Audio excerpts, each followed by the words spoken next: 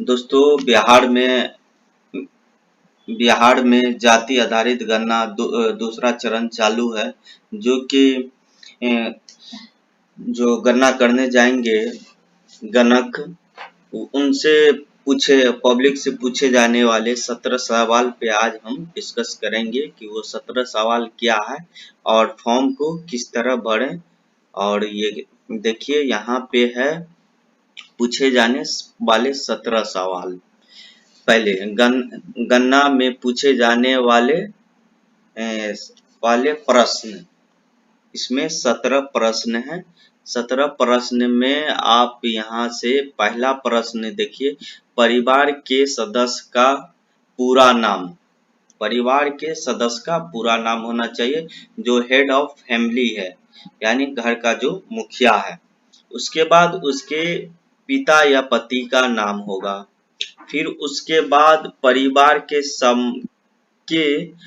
प्रधान के संबंध में, यानी प्रधान में खुद स्वयं है या बेटा पोता नाती पति पत्नी जो भी हो वो हो सकता है प्रधान।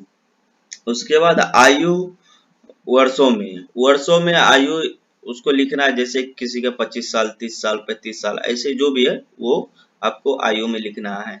उसके बाद आपको लिंग उसका लिखना है, स्त्रीलिंग है या पुल्लिंग है। उसके बाद वैवाहिक स्थिति लिखना है, वैवाहिक यानी मैरिड है अनमैरिड है वो है लिखना है। उसके बाद यहाँ पे धर्म लिखना है, धर्म में जैसे हिंदू मुस्लिम सिख ईसाई ये आएगा। उसके बाद जाति का नाम एवं कोड लिखेंगे। जाति का नाम जैसे मुस्लिम में कौन सा मुस्लिम है, हिंदू में कौन सा है हिंदू है, और उसका कोड का एक आप लोग को फाइल दिया गया होगा, पेपर पीडीएफ दिया गया होगा, उससे आप उसका कोड देख के लिखेंगे। अब यहाँ पे है शैक्षणिक योग्यता। शैक्षणिक योग्यता आपका क्या है, यानी आप मैट्रिक किए, इंटर किए या 8 क्लास पढ़े हैं या ग्रेजुएट हैं, ये आपको उसका क्या कहते हैं पीडीएफ दिया होगा, उससे आप उसका कोड निकाल के लिख सकते हैं। उसके बाद यहाँ पे है कार्यपालक। कार्यपालक आप किस प्रकार का काम करते हैं, खेती करते हैं, क्या करते हैं, यानी खुद का रोजगार है या पंजाब दिल्ली जाके करते हैं, उसमें उसका कोड डाला होगा वो डाल सकते हैं। आप देखिए आवासीय स्थिति। आवासीय स्थिति में आपको जो है यहाँ पे आपको मकान है तो कितने रूम का है, टीन का है या खपरेल का है। खपरेल जैसे पहले के जमाने में मिट्टी का वो जो खपड़ा बना के उस पे रखा जाता था मकान के ऊपर, वो उसको खपरेल बोलते हैं। और दूसरा जो है झोपड़ी है या आवासीय प्रवासीय स्थिति। आवासीय प्रवासीय स्थिति मतलब आप कहीं रह रहे हैं या किसी के मकान में रह रहे हैं या खुद का मकान है, वो आप यहाँ पे डाल सकते हैं, वो सब उसमें है, फॉर्म में है। उसके बाद आपके पास कंप्यूटर लैपटॉप है तो वो डाल सकते हैं। मोटरसाइकिल खुद के नाम का है, मोटरसाइकिल 2 व्हीलर 3 व्हीलर 4 व्हीलर ऐसे है, वो आप कोड के हिसाब से आप डाल सकते हैं। उसके बाद आपके कृषि में भूमि कितना है, जमीन आपको कितना है, वो डाल सकते हैं। 0 से 50 डिसमिल ऐसे कुछ है, 1 एकड़ 2 एकड़ है। उसके बाद आवासीय में भूमि, यानी आप जिसमें बसे हैं वो आपके पास कितना है, क्या डिसमिल है, 1 डिसमिल 2 डिसमिल 10 डिसमिल जो भी हो वो आप डाल सकते हैं। सभी शर्तों से मासिक आय, आपका जो मासिक महीने का आय है वो कितना है। तो दोस्तों ये वीडियो लंबा होने वाला है, आप देख सकते हैं, और ये वीडियो में बने रहिए, कहीं नहीं जाइएगा। यहाँ सभी शर्तों से मासिक आय आप यहाँ से डाल सकते हैं, उसका भी कोड होगा। उसके बाद यहाँ पे देखिए विशेष करके ये बात है, आधार संख्या स्वेच्छ से, यानी आप उनके पास आधार कार्ड है तो आप मांग सकते हैं। अगर आधार कार्ड वो देना चाहते हैं तो दे सकते हैं, नहीं तो उसकी इच्छा है, आप उससे जबरदस्ती आधार कार्ड नहीं मांग सकते हैं। ये तो 17 सवाल आपको यहाँ पे सभी का जो कुछ जो अच्छी बात थी मैं बता दिया हूँ, जो खास करके समझने वाला छोटा छोटा बात करके इसको मैं बता चुका हूँ। अब इसका प्रश्न पे मैं आता हूँ, पहला प्रश्न पे परिवार। ये देखिए यहाँ पे विफल एवं कोड। यहाँ पे है प्रश्न में कुल 17 प्रश्न में से 15 प्रश्न का विफल और कोड को अंकित किए गए हैं। नंबर 8 प्रश्न जो है इसमें आपको जाति का विफल एवं कोड अलग से कोड निर्देशिका में दिया गया, जहां से आप भर सकते हैं। पीडीएफ मिला होगा, उससे आप उसका जाति का कोड निकाल के आप भर सकते हैं। उसके बाद यहाँ पे शैक्षणिक योग्यता का विफल एवं कोड अलग से दिया गया है, ये भी इसी का कोड दिया गया होगा एक फोल्डर में, आप वहां से उसका शैक्षणिक योग्यता का कोड भर सकते हैं। उसके बाद यहाँ पे देखिए, यहाँ पे परिवार के प्रधान सदस्यों से प्रश्न के संबंध में जानकारी लेकर यह स्पष्ट रूप से समझ लेना है कि कौन सा विफल विकल्प और कोड उनकी स्थिति के लिए है। यानी उसमें जो कोड है सिर्फ 2 लाइन, जो 2 कॉलम जो है उसमें जिसका नाम लिख रहे हैं उसका या उसका माता पिता का, बाकी जो उधर 15 कॉलम है सब में कोड ही भरा जाएगा। इतना बात ध्यान रखिए, और सब में कोड ही भरा जाएगा। उसके बाद है किसी भी प्रश्न के लिए अभिलेखीय समक्ष साक्ष्य की मांग नहीं की जाएगी, बल्कि उनके स्व घोषणा पर जानकारी अंकित की जाएगी। परंतु यदि दी गई जानकारी प्रथम गलत लगती है तो उनका ध्यान इस ओर अवश्य दिलाया जाए। यानी वो जो आप जो पूछ रहे हैं तो उनका वो प्रश्न यानी जवाब सही दे रहा है या नहीं। अगर वो गलत जवाब दे रहा है तो आप उसको समझा सकते हैं कि ये आपके लिए सही नहीं है, या कोई और यानी समझाने का जो आपका ये होगा उसके हिसाब से आप उनको समझा सकते हैं। उसके बाद आप आ जाइए यहाँ पे प्रश्न नंबर 1, गणना के प्रश्न। इस प्रपत्र में कुल 17 कॉलम है, और पहला कॉलम में परिवार के सदस्य का नाम, जो हेड ऑफ फैमिली होगा पहले उसका नाम यहाँ पे लिखा जाएगा, जो परिवार का मुखिया होगा। उसके बाद यहाँ पे देखिए पिता या पति का नाम होगा प्रश्न कॉलम नंबर 2 में। उसके बाद उसके संबंध से होगा। उसके बाद उसके संबंध में क्या है, परिवार के प्रधान के संबंध में विकल्प और कोड का नियम। अब यहाँ पे देखिए कि आप जो जैसे मैं अपना नाम लिखा, उसके बाद प्रश्न नंबर पिताजी का नाम लिखा, उसके बाद उससे दूसरा कॉलम में उसका संबंध लिखना है। दूसरा आप किसी और परिवार को जब हम ऐड करेंगे, जैसे पत्नी को ऐड करेंगे तो वहां पे लिखना है। यहाँ पे देखिए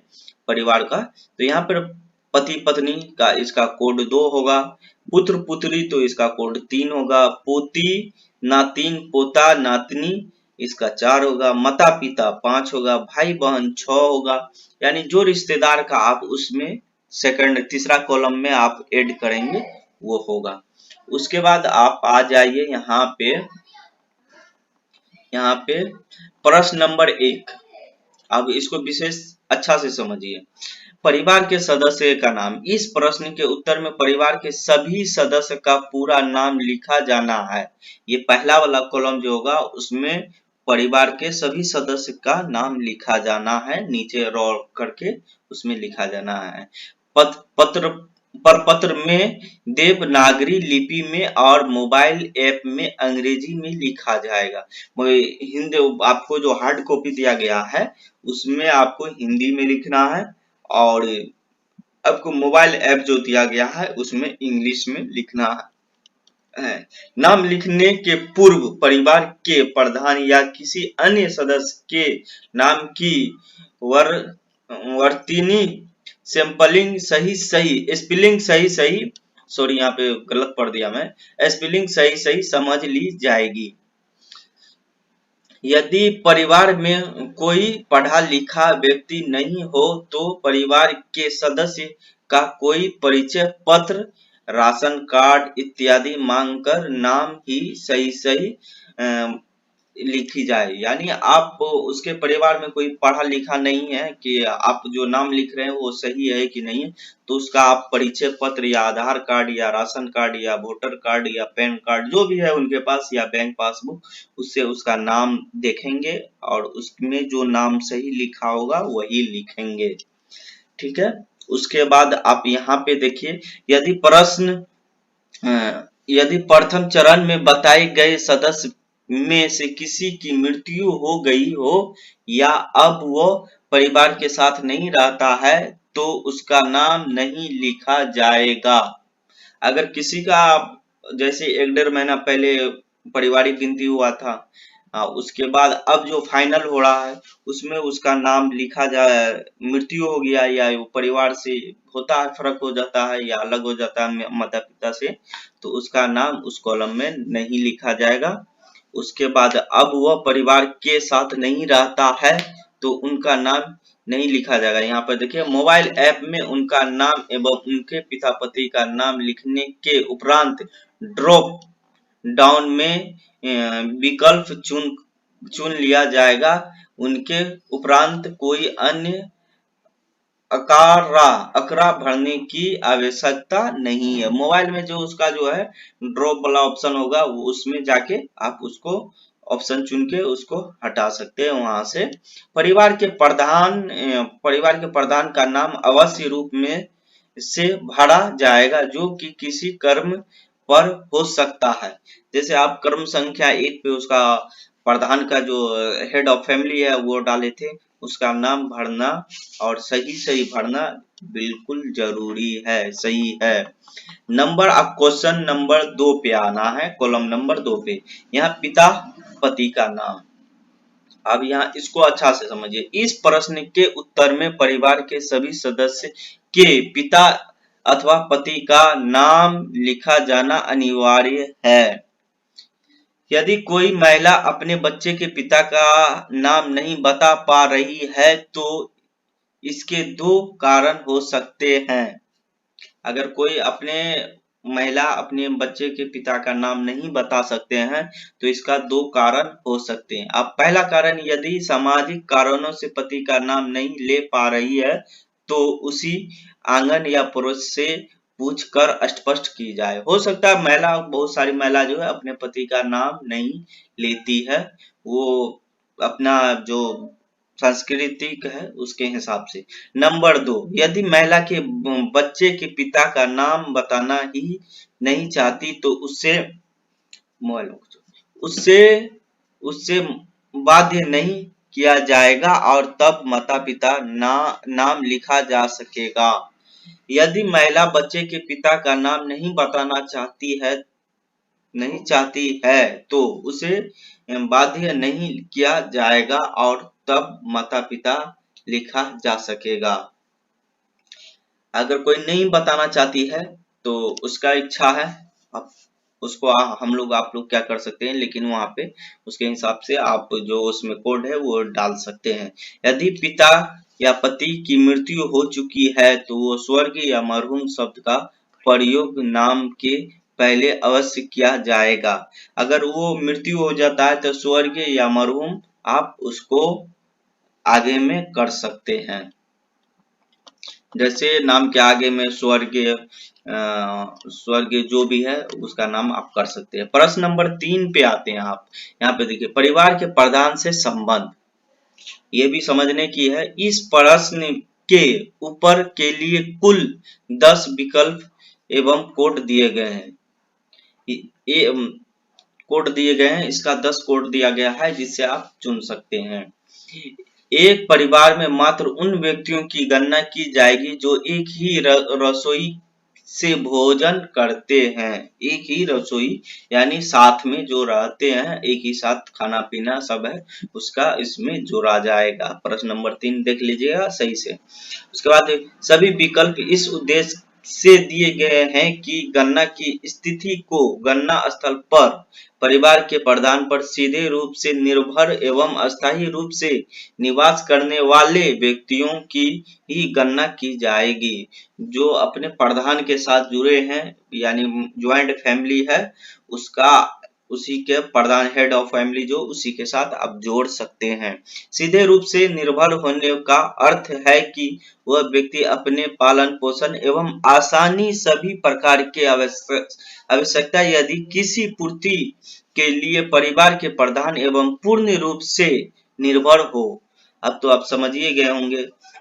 यदि 1 से 9 तक के विकल्प के अतिरिक्त भी देवर, भाभी, भौजाई, भगना, भिगनी, भतीजा, साला, साली, सरहज इत्यादि में कोई भी परिवार के प्रधान एवं पूर्ण रूप से निर्भर हो तो उसे अन्य संबंधित 10 में रखा जाएगा। ये जो विकल्प दिया गया है इसका कोड सीधा सीधा बता दिया है कि इसको 10 में रखा जाएगा। इसमें जैसे नाम पड़ा देवर, भाभी, भौजाई, भगना, भिगनी, भतीजा, भतीजी, साला, साली, सरहज इत्यादि, ये आप देख लेंगे। ठीक है।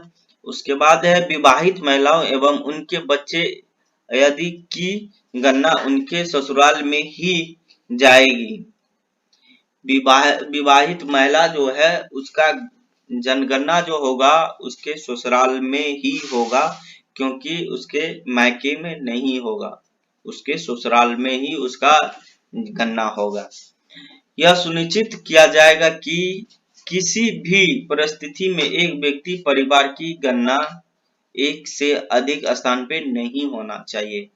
एक व्यक्ति का गणना एक ही जगह होना चाहिए, दूसरी जगह नहीं होना चाहिए। जैसे महिला को अक्सर कभी मायके रहती है, कभी ससुराल रहती है, तो उसका जो गणना होगा ससुराले में होगा।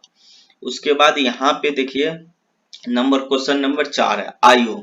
आयु आप उसका लिख सकते हैं। इसको क्या बताएंगे, आप आयु लिख सकते हैं। लिंक में देखिए यहाँ पे लिंक में जो है स्त्रीलिंग पुल्लिंग, स्त्रीलिंग होगा 2 देना है, पुल्लिंग होगा 1 देंगे। उसके बाद जो है अन्य माने 3 कैटेगरी में जो आता है उसको 3 देंगे। 3 कैटेगरी तो आप लोग समझते होंगे। ठीक है।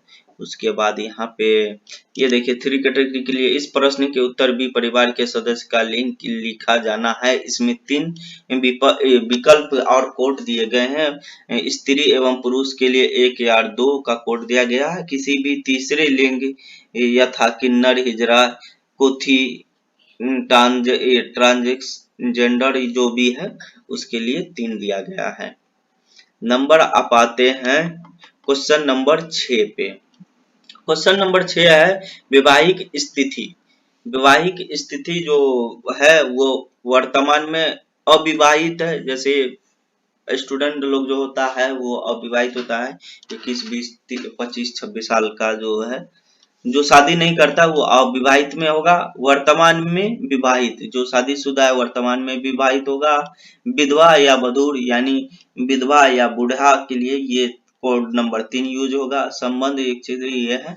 तलाकशुदा के लिए नंबर 5 होगा, कोड होगा, नंबर 5 कोड होगा। इसके बाद ये पीडीएफ पड़ा हुआ है, आप पढ़ सकते हैं, कोई दिक्कत नहीं है। नंबर धर्म में देखिए, धर्म में जैसे मैं आगे बताया था नंबर 7 में धर्म के लिए हिंदू के लिए 1 है, इस्लाम के लिए 2 है, ईसाई के लिए 3 है, सिख के लिए 4 है, बौद्ध के लिए 5 है, जैन के लिए 6 है, अन्य धर्म के लिए 7 है। कोई धर्म नहीं है तो उनके लिए 8 है। ये सब को ये इसका कोड है, कोड के हिसाब से कॉलम में भरा जाएगा। उसके बाद यहाँ पे देखिए जाति।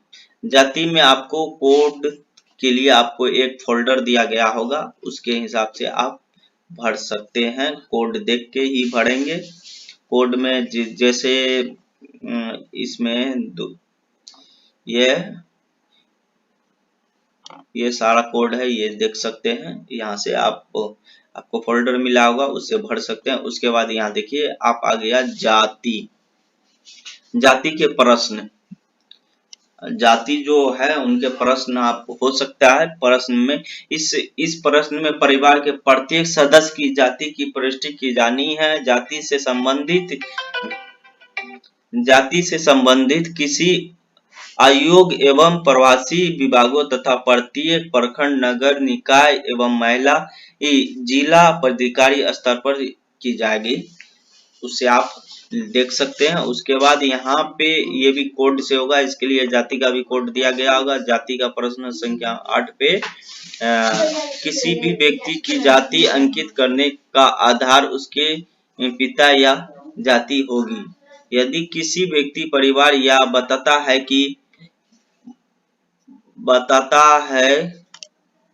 है कि उसकी जाति का उल्लेख जाति सूची में नहीं है तो उनके मूल राज्य की जानकारी ली जाएगी। प्रश्न इसका जाति का 2 है। यदि वह किसी अन्य राज्य से आया है तो राज्य के अस्थायी पर उस राज्य के नाम और जाति के स्थान पर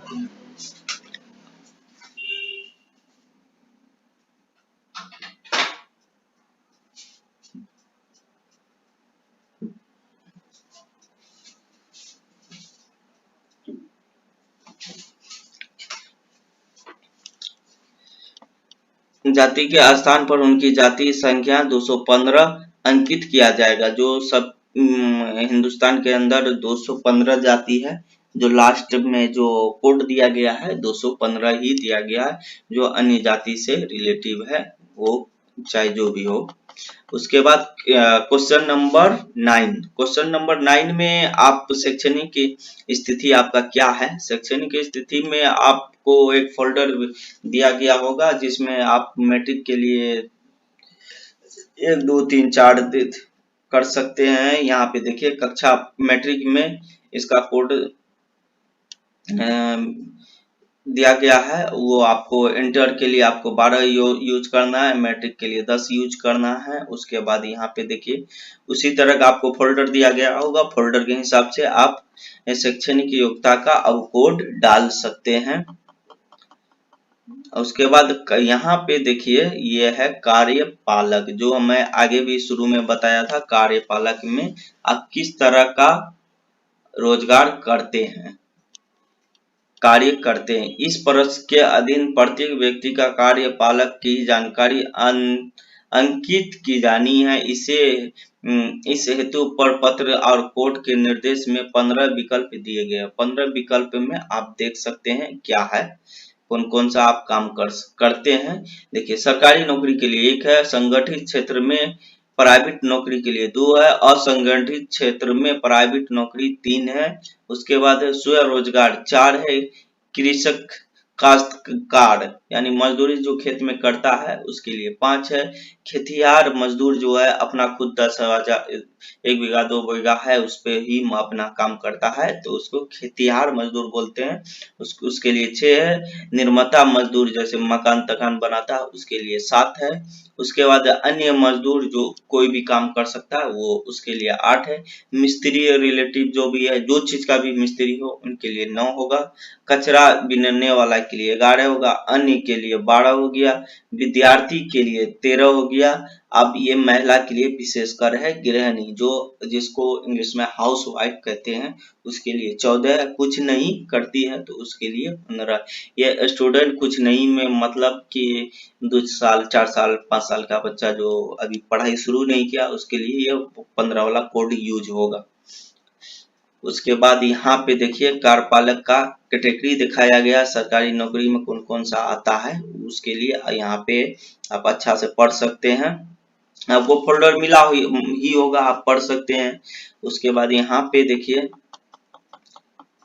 ये भी है स्वरोजगार में आप क्या क्या दुकानदार हैं। यहाँ पे देखिए स्वरोजगार में इसका अर्थ है कि किसी भी अधीन नियोजित नहीं किया गया है, वह स्वतंत्र रूप से अपना रोजगार करते हैं। जैसे कि दुकानदार है, प्रतिष्ठान है, संस्था है, मालिक है या किसी भी प्रकार का है, वो अपना काम खुद का करता है उसे ये कहते हैं। यहाँ देखिए कृषि काश्तकार में आता है। यहाँ पे देखिए बागवानी है, नर्सरी है, पशुपालन है, मुर्गी पालन है, मधुमक्खी पालन है। ये सब जो करता है खुद का बिजनेस जो करता है उसके लिए काश्तकार कहा जाता है। उसके बाद यहाँ पे देखिए क्वेश्चन नंबर 10 का ये है, निर्माण मजदूर के लिए है। इसमें देखिए इसका श्रेणी दिया गया है, क्या क्या है यहाँ पे देखिए, मजदूर वाले मजदूर, पढ़ाई, लोहार, पेंटर, इलेक्ट्रॉनिक के, सेंटरिंग मजदूर, लोहा, बांध बांधने वाला, ग्रिल गेट, क्रिकेट, ये सब जो है जो निर्माण मजदूर में आता है, बनाने यानी मिस्त्री में बनाने वाले में आता है। उसके बाद यहाँ पे देखिए मिस्त्री में यहाँ देखिए इलेक्ट्रॉनिक मिस्त्री है, मरम्मती मिस्त्री है, मिस्त्री वाहन मरम्मती, ये सब जो है ये मिस्त्री में आएगा। उसके बाद यहाँ पे देखिए वीडियो लंबा हो गया है दोस्तों, और ये क्वेश्चन नंबर मैं 10 तक बताया हूँ। अगला वीडियो में क्वेश्चन 7 और बचा हुआ है वो बताऊंगा। दोस्तों चैनल को लाइक और सब्सक्राइब कीजिए और कमेंट में बताइए ये जानकारी कैसी लगी।